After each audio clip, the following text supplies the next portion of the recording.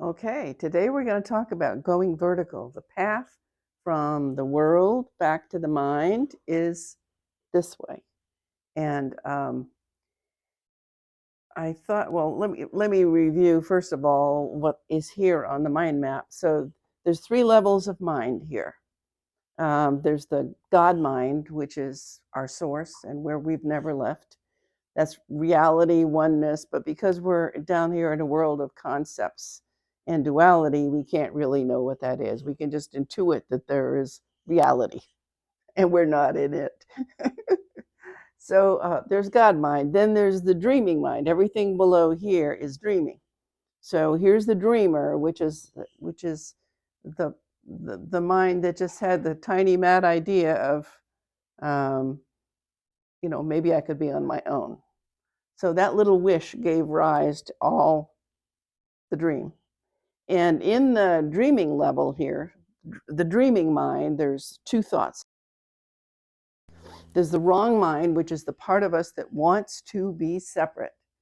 And then there's the part that remembers, oh, this is just a dream and I'm really here and I want to go back here. So those are the 2 thoughts. And the one activity that happens here with the dreamer is choosing. And it's constantly going back and forth and back and forth. But once I've chosen this, then I'm into this whole story here.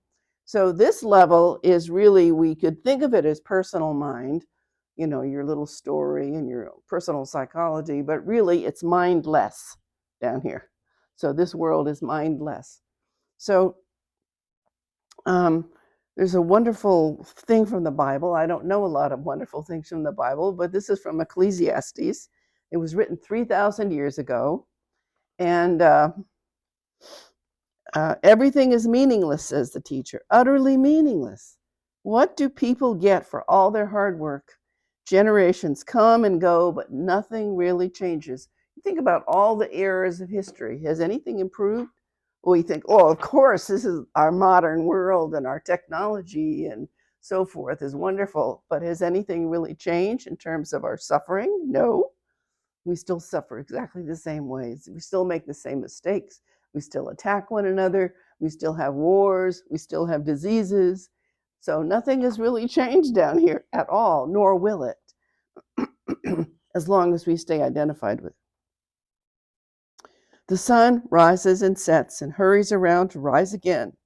The wind blows south and north, here and there, twisting back and forth, getting nowhere. And that's what our lives are like.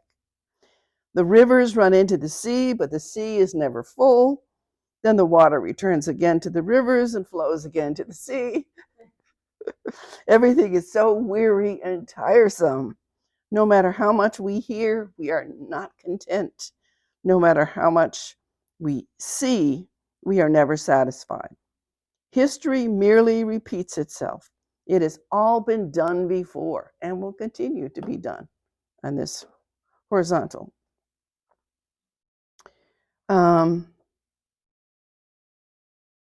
Everything under the sun is meaningless, like chasing the wind. What is wrong cannot be righted. What is missing cannot be recovered. I worked hard to distinguish wisdom from foolishness, but now I realize that even this was like chasing the wind. For the greater my wisdom, the greater my grief. So you cannot solve anything down here at the level of form. So our bodies seem to get sick. Our bodies seem to be going to war. Our bodies seem to be failing or succeeding in business or relationships or whatever. Nothing can be solved down here because nothing is coming from here. There is no causation down here. We think, oh, the cause of my upset is because you said so and so, or you didn't say so and so, or you didn't smile at me today, or you abandoned me, or whatever, you irritated me. But the cause of any upset that this body has is up here. So here's the upset. So I like to say that upset is optional. So whenever the body seems to be getting upset about anything, an upset could be irritation, sickness, anger, hurt, feelings, whatever it is, it's all coming from here, and it's being projected onto the body. So the body is a puppet of this mind that keeps itself going by being upset. So it has a great investment in upset. So you may solve your current upset by doing something differently, or leaving that person, or changing jobs, or getting another medicine that you think has helped you, but you're just going to get another upset because you still have the investment of being upset. Upset is part of our victim story. So the only way out is to go vertical. This cannot know anything, it cannot fix anything, it cannot heal anything, it cannot change anything, it can't even make a meaningful choice. It is just a puppet, and we are the ventriloquists. We can be a ventriloquist from this mind, or we can be a ventriloquist from this mind. So you can get your puppet to do pretty nice things down here. If nothing else, you can seemingly look out through the eyes of the puppet and not take what you see seriously. And that's what the miracle does. It says the miracle looks on devastation, whatever's going on in your life, and reminds the mind that what it sees is not true. That's the whole point of the miracle. There's also a line that says the miracle entails a sudden shift from horizontal to vertical perception. And this is being lifted up above the battleground of the mindless down here.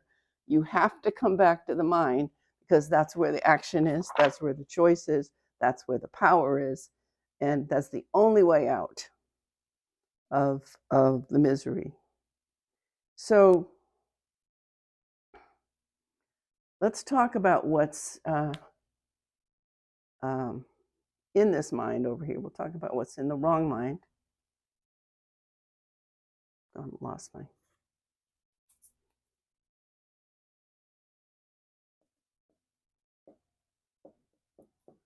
So the main thing that's up here is sin.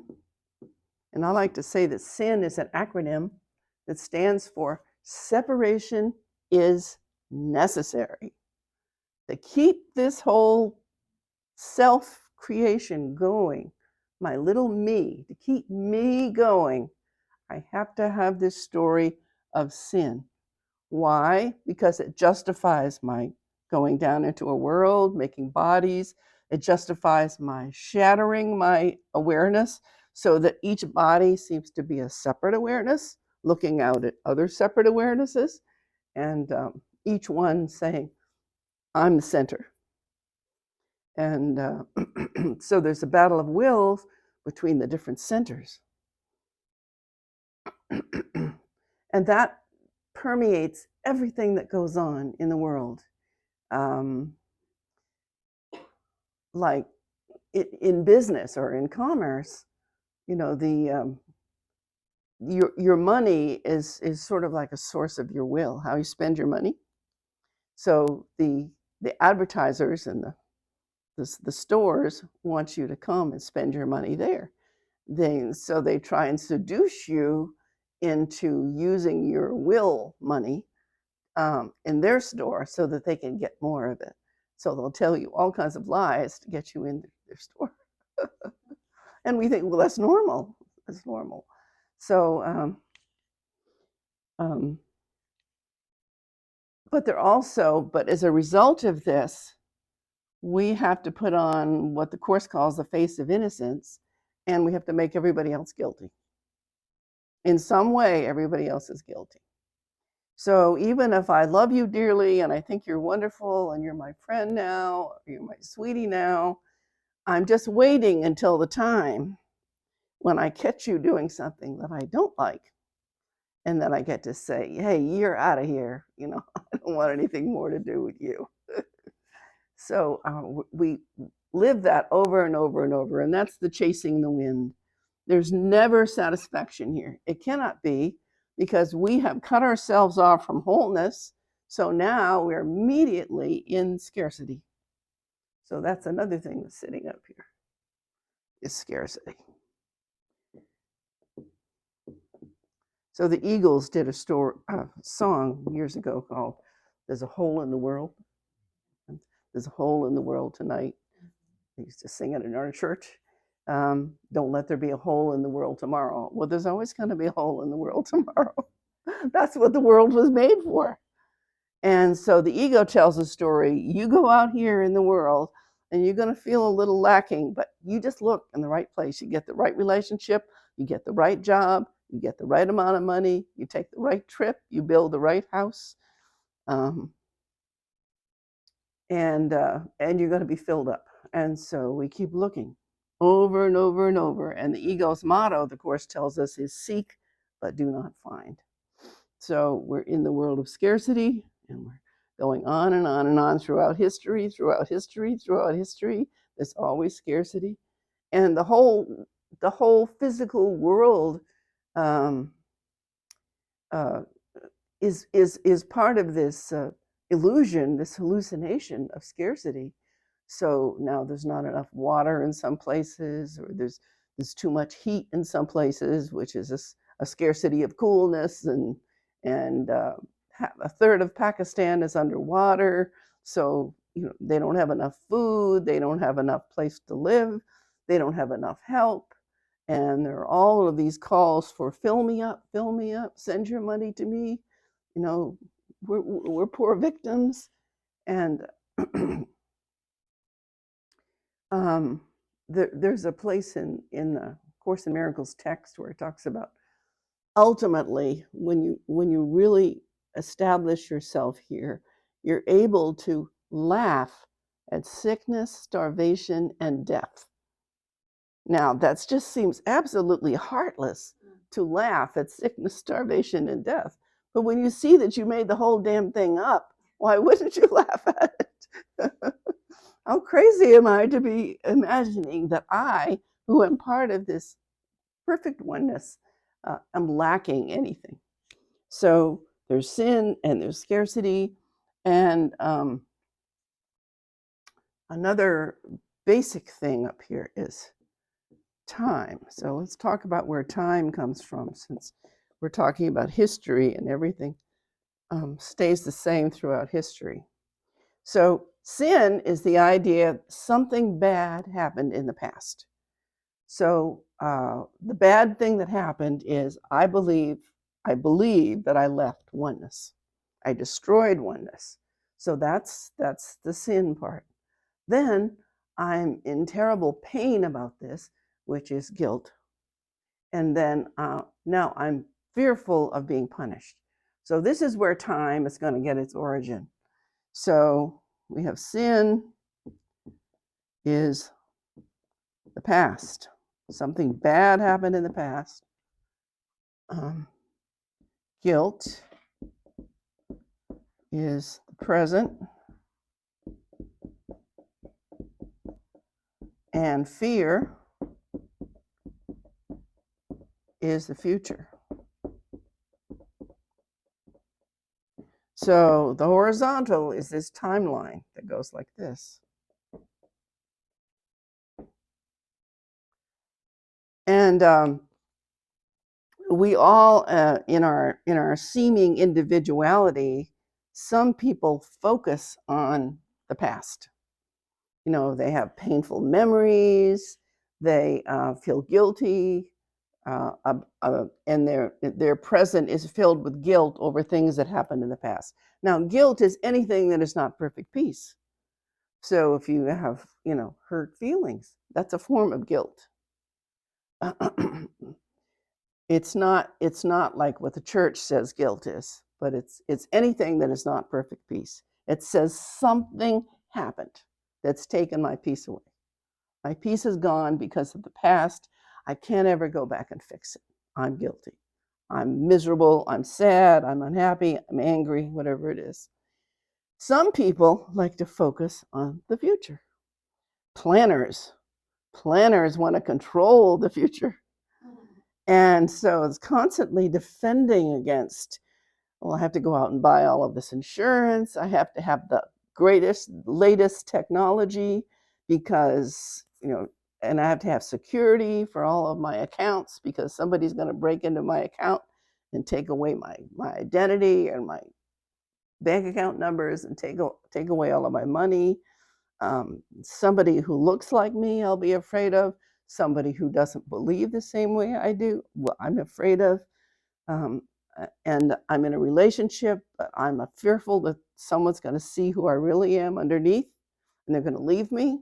So I'm in fear about that. So this is the chasing the wind, and it doesn't matter whether you are focused on the past or focus on the future. You're still going nowhere. That horizontal timeline goes nowhere. And up here, you have the power to look down and see, I made this up. Now, at first, that's just an intellectual idea. And ultimately, you have to practice it over and over and over to disengage yourself from being this little human, weak, flawed figure trudging along the timeline in the world, and to remember that you have all the power of God mind within you.